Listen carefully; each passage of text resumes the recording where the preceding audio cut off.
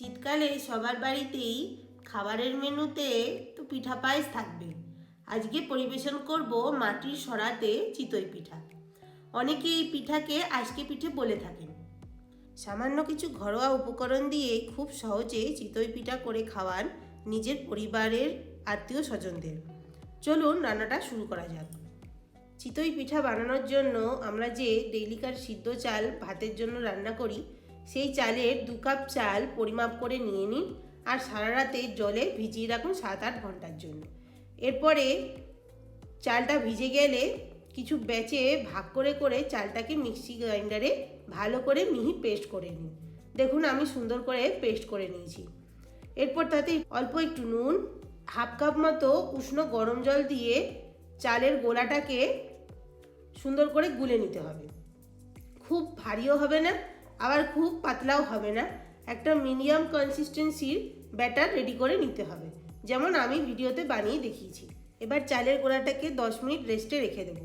সিদ্ধ চাল ছাড়াও বাড়িতে আতপ চাল থাকলে তাকে ভিজিয়ে শিলনোড়ায় বেটেও পিঠাটা রেডি করা যাবে, বা বাজার থেকে চালের গুঁড়ো কিনে এনেও উষ্ণ গরম জল দিয়েও এই ব্যাটারটা রেডি করা যেতে পারে। এবার পিঠাটা রেডি করার জন্য সরাটাকে রেডি করে নেব। সরাটাকে বাজার থেকে কিনে এনে ভালো করে একটুখানি ঘষে নিয়ে সারা রাত জলে ভিজিয়ে রেখে দেবেন। তারপরে শুকনো করে নেবেন। রান্না যখন করা শুরু করবেন তার 10 মিনিট আগে সরাটাকে হাই মিডিয়াম ফ্লেমে গরম করে নিতে হবে।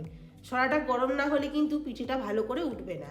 এরপর একটা ছোট বাটিতে জল আর অল্প একটু তেল নিয়ে তার মিশ্রণের মধ্যে একটা ছোট্ট পরিষ্কার কাপড় ডুবিয়ে নিয়ে সরাটাকে ভালো করে মুছে নিতে হবে।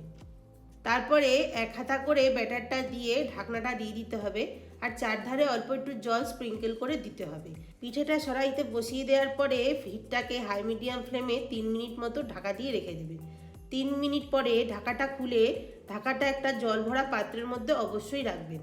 তারপরে দেখবেন খুন্তি দিয়ে চিতইটা খুব সুন্দর করে উঠে আসছে, পাত্রের গায়ে একদম লেগে থাকবে না। এইভাবে বাকি চিতইগুলোকে করে নিতে হবে। কয়েকটা জিনিস মনে রাখতে হবে, পাত্রটাকে খুব ভালো করে গরম করতে হবে, আঁচটা খুব একবারে হাই ফ্লেমে রাখা যাবে না।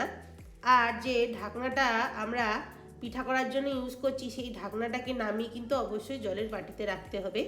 আর পিঠাটা যখন রেডি হয়ে যাবে তখন পাত্র থেকে একটা পটপট আওয়াজ বেরোবে আর পিঠাটার চারধারটা ছিদ্র মতো হয়ে থাকবে আর মাঝখানে উঁচু হয়ে থাকবে, তখনই বুঝতে হবে পিঠাটা রেডি হয়ে গেছে। শীতকালে ফ্রেশ নলেন গুড় দিয়ে এই গরম গরম চিতই পিঠা পরিবেশন করুন খুব সহজে।